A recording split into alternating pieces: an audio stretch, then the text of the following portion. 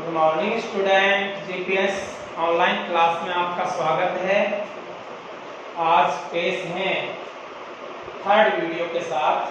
तो यहाँ पिछली वीडियो में हमने कुछ टॉपिक्स के बारे में बात की थी। यानी हमारा जो कुपोषण है, कुपोषण चल रहा था। तो कुपोषण कितने प्रकार का होता है उसमें हमने all of the first study की थी। कुपोषण 3 टाइप का था। इसमें सबसे पहले विटामिन कुपोषण, विटामिन कुपोषण।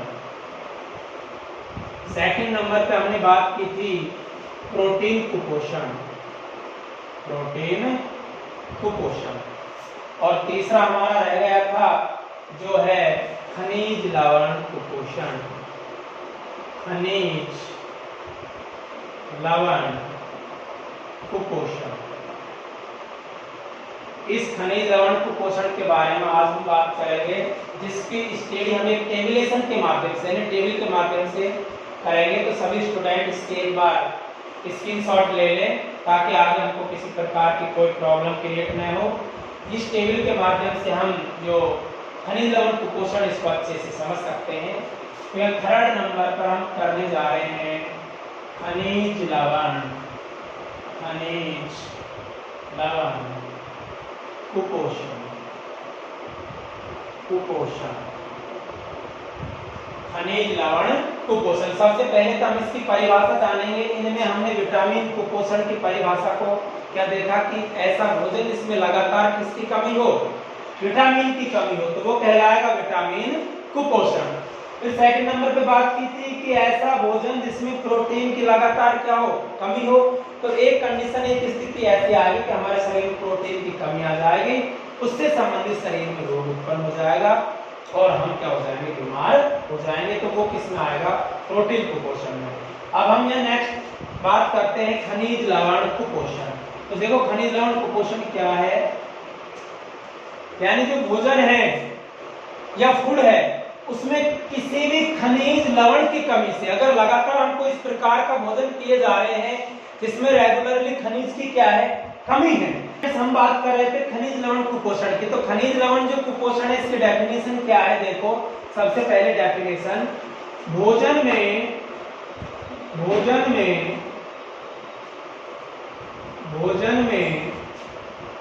लगातार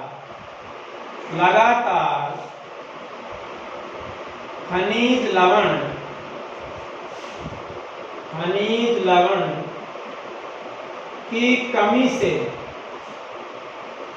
की कमी से जो रोग उत्पन्न होता है उसे खनिज लवण कुपोषण कहते हैं। यानी भोजन में लगातार इस प्रकार का हम फूड ले रहे हैं, ऐसे डाइट ले रहे हैं जिसमें लगातार किसी न किसी खनिज लवण की क्या है, कमी है। तो एक कंडीशन ऐसी आएगी कि हमारे उससे संबंधित शरीर में क्या हो जाएगा, रोग उत्पन्न हो जाएगा, जिसके कारण हम रोगग्रस्त हो जाएंगे और वो कहलाएगा खनिज लवण कुपोषण। खनिज लवण हमारे विभिन्न प्रकार के होते हैं जिनको हम एक एक करके यहाँ देखेंगे।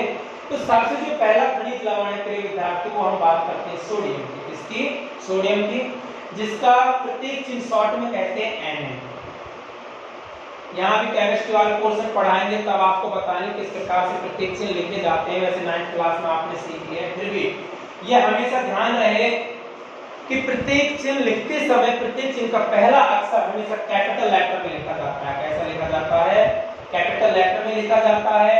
और सेकंड अक्षर हमेशा स्मॉल लेटर में लिखा जाता है।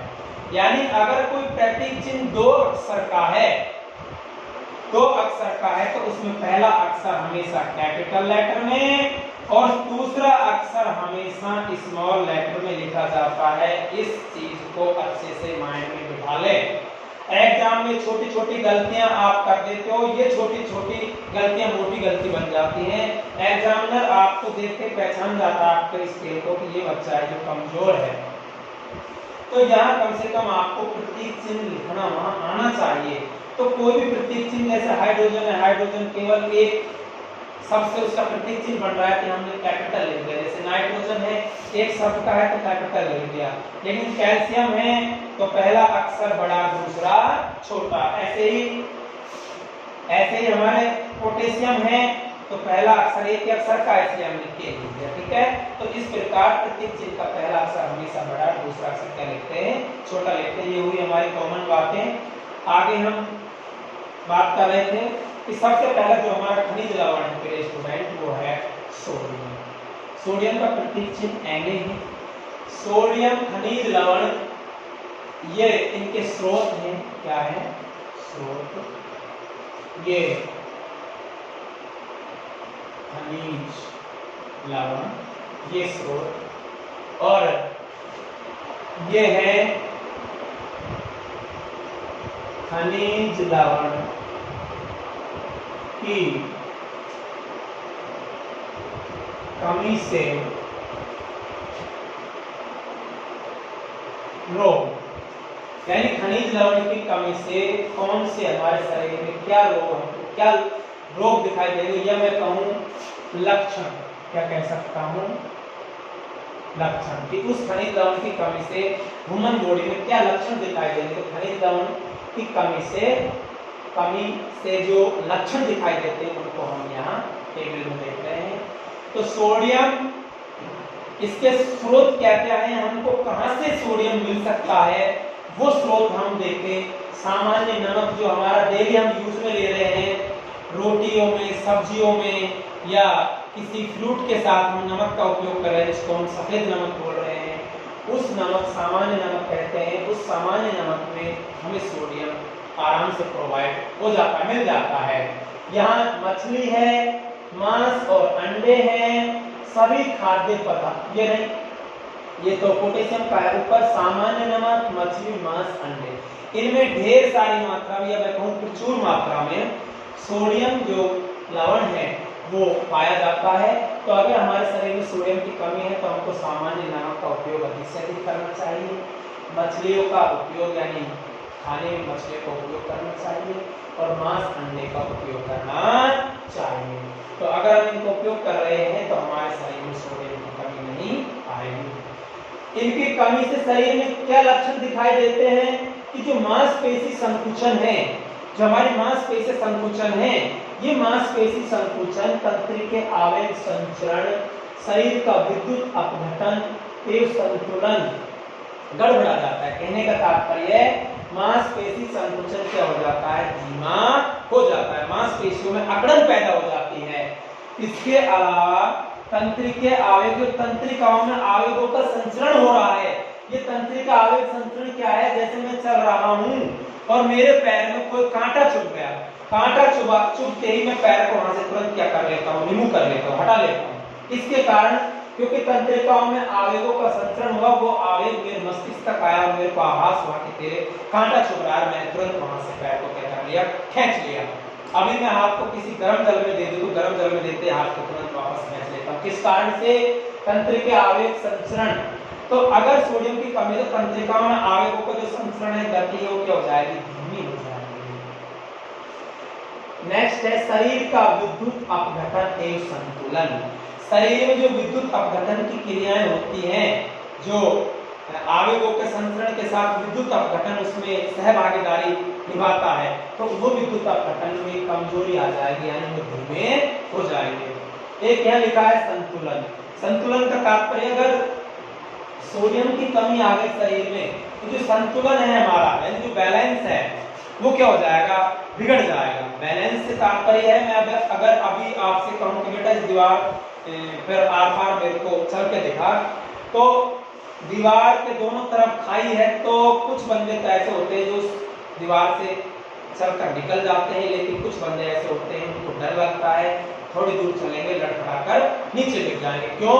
क्योंकि उनका जो शरीर है वो संतुलन, बैलेंस नहीं बना पा रहा था, तो उनके शरीर में किसकी कमी आ चुकी है, सोडियम जो खनिज लवण है उसकी कमी आ गई है। तो सोडियम की कमी के क्या स्रोत है, सामान्य नमक, मछली, मांस, अंडे। इसके लक्षण क्या है, मांसपेशी संकुचन, तंत्र के आवयव संचरण, शरीर का विद्युत अपघटन और संतुलन गड़बड़ा करता है। ठीक है, इसके बाद हम नेक्स्ट बात करते हैं बच्चों पोटेशियम की। पोटेशियम का जो प्रतीक चिन्ह है वो के है। क्या है? के है। तो पोटेशियम का जो स्रोत है, सभी जो खाद्य पदार्थ होते हैं, इन खाद्य पदार्थों में पोटेशियम हमको पाया जाता है। मुख्य रूप से अगर हमको पोटेशियम की पूर्ति शरीर में करनी है तो हमको ताजे फल खाने चाहिए। कैसे फल? ताजे फल का सेवन करना चाहिए। ताजे फलों के अंदर पोटेशियम भरपूर मात्रा में पाया जाता है। तो हमको कैसे फल खाने चाहिए? ताजे फल का सेवन करना चाहिए। यानी सभी जो, वैसे तो अधिकांश खाद्य पदार्थों में होता ही है ये, लेकिन ताजे फल में ये ज्यादा मिलता है। तो हमको सभी खाद्य पदार्थों में पोटेशियम पाया जाता है। तो इसके स्रोत जो आपको खाद्य पदार्थ याद हो वो इसमें लिख देंगे एग्जाम के अंदर। इससे क्या लक्षण दिखाई देते हैं? कोशिकीय क्रियाओं का संचालन क्या हो जाता है? कम हो जाता है। जो कोशिकीय क्रियाओं का संचालन है, ऊपर वाली जो सारी बातें थी वो सारी बातें भी इसमें आएंगी। यानी मांसपेशी संकुचन, तंत्रिकीय आवेग संचरण और शरीर का विद्युत अपघटन और संतुलन, ये सारी चीजें पोटेशियम की कमी के कारण में क्या हो जाती हैं? कमजोर हो जाती हैं। इसके अलावा कोशिका जो क्रियाएं हैं, कोशिका जो हमारी क्रियाएं कर रही हैं, गति है, चलन है, तैरना है, सोना उठना बैठना, ये समस्त क्रियाएं हो जाती हैं, बाधित हो जाती हैं। अगला जो खनिज लवण है वो है कैल्शियम, और कैल्शियम का जो प्रतीक चिन्ह है वो है बच्चों सी। क्या है? सी। तो कैल्शियम हमको कहां से प्राप्त होता है? इसके स्रोत क्या क्या है? दूध है, अंडे हैं, हरी सब्जियां हैं। दूध, अंडे, हरी सब्जियों में कैल्शियम पाया जाता है। इसलिए जब कभी किसी की हड्डी टूट जाती है या हाथ पैर टूट जाते हैं तो उसको डॉक्टर ये सलाह देता है कि फर्स्ट कंडीशन में जब तक कि उसमें वहाँ मवाद का संक्रमण है उस समय तो दूध से क्या है मवाद पड़ने के ज़्यादा चांस रहते हैं, लेकिन जब हमारा संक्रमण ठीक हो गया है तो हमको अधिक से अधिक मात्रा में दूध का सेवन करना चाहिए ताकि शरीर में नेचुरल रूप से कैल्शियम की पूर्ति हो जाए और वो घाव जो हमारा शीघ्र भर जाए। तो दूध में ढेर सारी मात्रा में क्या होता है? कैल्शियम पाया जाते हैं। अंडों में और हरी सब्जियों में कैल्शियम पाया जाता है। इसके लक्षण क्या हैं? कि विटामिन डी के साथ हड्डियों एवं दांतों को मजबूती प्रदान करता है। यानी शरीर में क्या इसके कार्य हैं? यह विटामिन डी के साथ क्या होता है? मिलता है और विटामिन डी के साथ मिलकर हड्डी और दांतों को क्या करता है? मजबूती प्रदान करता है। कौन? कैल्शियम। तो शरीर में कैल्शियम क्या कार्य करता है? यह यानी जो विटामिन डी है, विटामिन डी हमको कहां से प्राप्त होती है? सूर्य से या सूर्य के प्रकाश से। जो हमारा आर्गेस्टेरॉल जो घटक है वो सूर्य के प्रकाश की उपस्थिति में किसका निर्माण करता है? विटामिन डी का निर्माण करता है। लेकिन हम डायरेक्ट कह देते हैं कि सूर्य से हमको विटामिन डी मिलती है, लेकिन एक्चुअल में मिलती कहां से है? विटामिन डी हमारी त्वचा पर पड़ती है। त्वचा पर एक विशेष प्रकार का जो पदार्थ है सिबम पाया जाता है। सिबम का स्राव होता है और जो सिबम पदार्थ है उसमें होता है आर्गेस्टेरॉल, और आर्गेस्टेरॉल क्या बनाता है? विटामिन डी को बनाता है। तो कैल्शियम विटामिन डी के साथ मिलकर दांतों को मजबूती प्रदान करता है और हड्डियों को मजबूती प्रदान करता है। नेक्स्ट हम बात करते हैं प्रिय स्टूडेंट्स लोहे तत्व, वो फास्फोरस। चौथे नंबर पर है फास्फोरस। फास्फोरस बोले तो प्रतीक चिन्ह क्या है इसका? पी है। फास्फोरस हमको कहां से प्राप्त होता है? दूध, हरी सब्जियां, बाजरा, रागी, इन समस्त से हमको कैल्शियम प्राप्त होता है। यानी जो कैल्शियम है दूध, फास्फोरस दूध, हरी सब्जियां, बाजरा और रागी से प्राप्त होता है। इसके फास्फोरस के क्या कार्य हैं? यह भी क्या करता है? कैल्शियम से मिलकर हड्डी तथा दांतों को मजबूती प्रदान करता है। मैं आपको यहाँ बता दूं प्रिय स्टूडेंट्स, जो कैल्शियम है और फास्फोरस है क्रियोफॉर, ये दोनों ही हमारी हड्डियों को मजबूती प्रदान करते हैं, कैल्शियम और फास्फोरस। तो कैल्शियम, जो फास्फोरस है वो कैल्शियम से मिलकर हड्डियों को क्या बनाता है, मजबूत बनाता है और हमारे दांतों को भी मजबूती प्रदान करता है। ठीक है, इसके बाद हम अगला जो खनिज लवण है वो है लोहे तत्व, और लोहे तत्व को प्रतीक चिन्ह है Fe। क्या है, Fe है। ठीक है, Fe के क्या क्या स्रोत है, ये हमको कहां से प्राप्त होता है, यकृत से, वृक्क से, अंडे, मांस, रक्त, बाजरा, रागी, दही, सब्जियां, गाजर और गुड़, इनमें Fe तत्व पाया जाता है। जो बाजरा हमको, जिसको हम तीमारों पर उबालकर कढ़ी के साथ खाते हैं, तो बाजरा कढ़ी के साथ खाने से बहुत क्या होता है, लाभदायक होता है, क्योंकि बाजरे के अंदर कौन सा तत्व विद्यमान होता है, Fe तत्व विद्यमान होता है। इसके अलावा जो मांस है इसमें भी Fe तत्व पाया जाता है, अंडों में भी Fe तत्व पाया जाता है। गाजर और गुड़ है, गुड़ का सेवन तो मैं ये कहूंगा कि अगर आप 12 महीने करते हैं तो गुड़ तो आपके लिए एक तरीके से रामबाण है। गुड़ से हमारा ब्लड का प्यूरिफिकेशन भी होता है, तो बहुत सारे जो रोग हैं उनको क्या करता है, नियंत्रित करता है।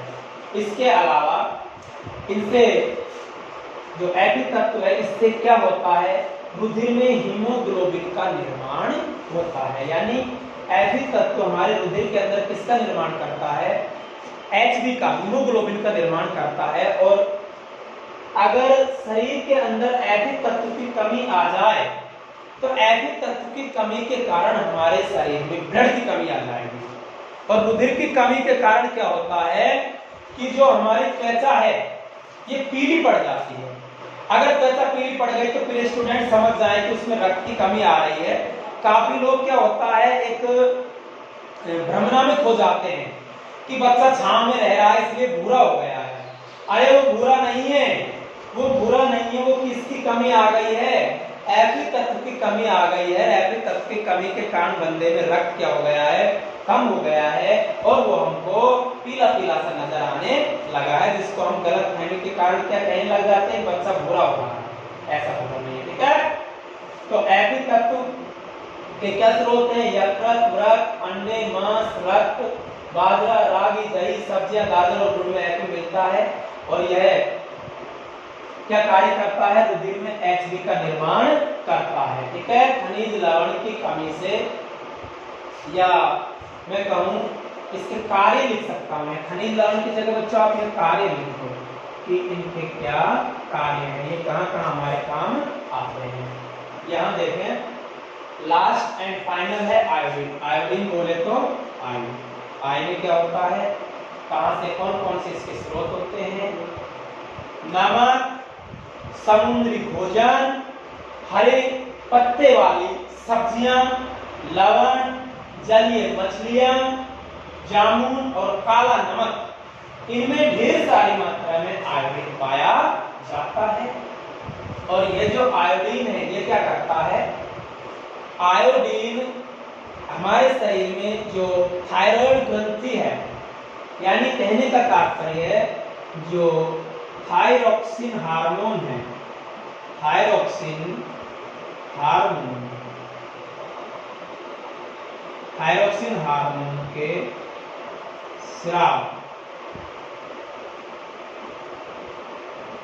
स्राव के लिए उत्तरदायी,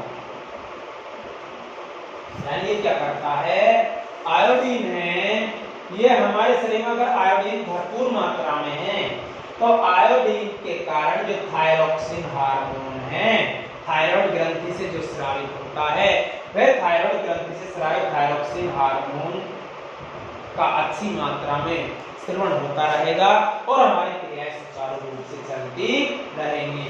तो ये आपने देखा प्रिय स्टूडेंट्स कि खनिज लवण कुपोषण, तो खनिज लवण कौन कौन से होते हैं?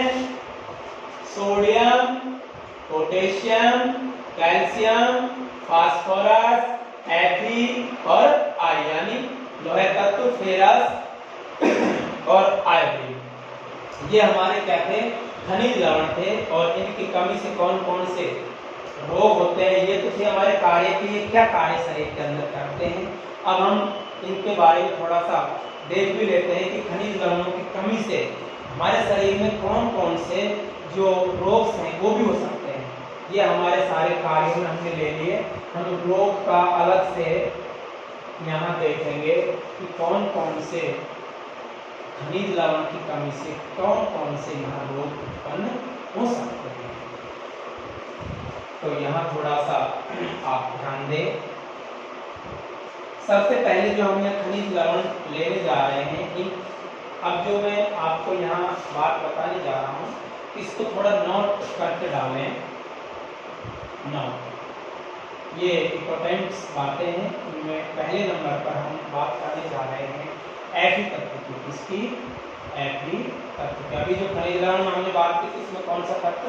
Fe तत्व। तो Fe की कमी से शरीर में Fe की कमी से रक्त की कमी हो जाती है। रक्त की कमी हो जाती एवं चेहरा पीला पड़ने लगता है।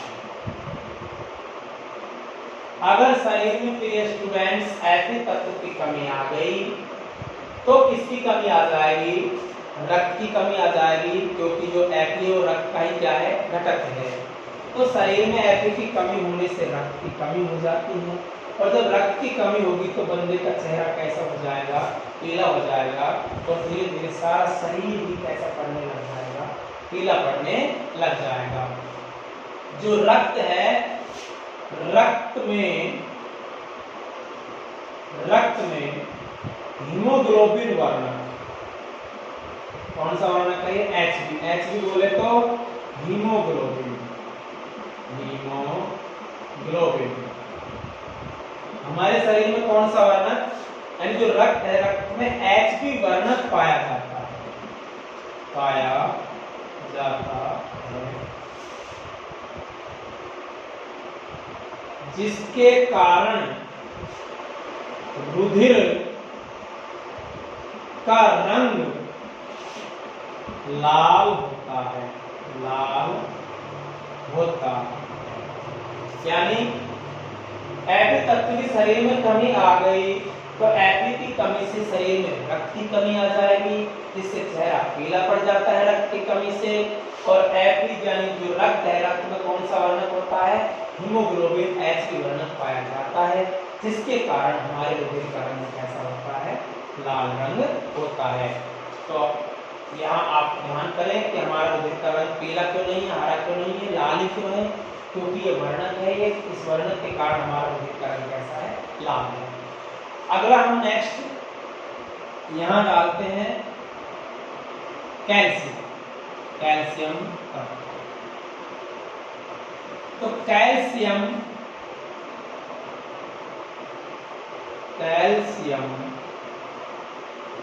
तत्व की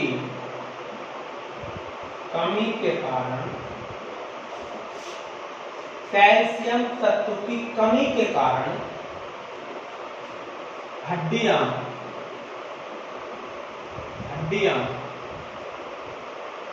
कमजोर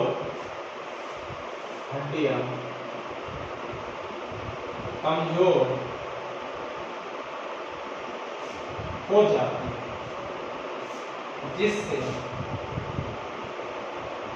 जिससे हल्की चोट लगने पर वो टूट जाती है। तो कैल्शियम तत्व की अगर शरीर में कमी आ जाए तो हड्डियां यानी जो हाथ पैरों की हड्डियां हैं वो कैसे हो जाती हैं, कमजोर हो जाती हैं। और हाथ पैरों की हड्डियां कमजोर होने से हल्की सी चोट लगने पर हड्डियां क्या होने लग जाती हैं, क्रैक होने लग जाती हैं, टूटने लग जाती हैं। कल भी मैंने बताया था विटामिन डी के बारे में, तो विटामिन डी की कमी से भी, क्योंकि विटामिन डी कैल्शियम का स्रोत है और कैल्शियम की कमी से हड्डियां कमजोर होंगी। यहाँ भी कैल्शियम तत्व आज आया है, तो 1 by 1 एक को याद करो, दूसरा फ्री पाओ। कल याद कर लिया तो आज फ्री है बच्चों आपके लिए। वही बातें आ रही है, थोड़ा सा ध्यान करने, माइंड को डाइवर्ट न करें, केवल टीचर के बोर्ड पर ध्यान दें। ठीक है, नेक्स्ट हम बात करते हैं, एक तत्व और है आयोडीन। कौन सा है? आयोडीन। आयोडीन बोले तो आयोडीन की कमी से शरीर में आयोडीन की कमी से, आयोडीन की कमी से थायराइड ग्रंथि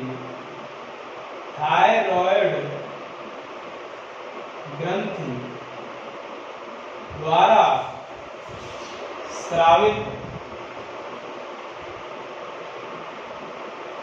थायरॉक्सिन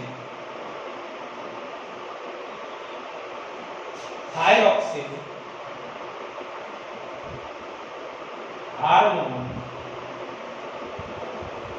की कमी हो जाती है।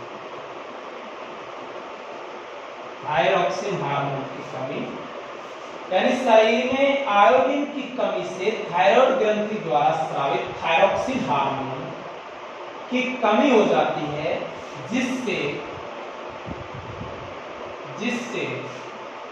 शरीर में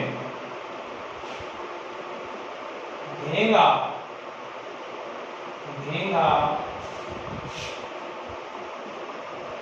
गलगंड या गोएटर नामक रोग हो जाता है। तो यहाँ ध्यान करें बच्चों, अगर हम लगातार आयोडीन युक्त नमक नहीं खा रहे, इसलिए हम बार बार कहते हैं कि हमको नमक हमेशा आयोडीन युक्त लाना चाहिए। घर में आयोडीन युक्त नमक नहीं है घर में, तो आयोडीन की कमी से जो हमारी थायराइड ग्रंथि है, उस थायराइड ग्रंथि द्वारा कौन सा हार्मोन स्रावित होता है? थायरॉक्सिन।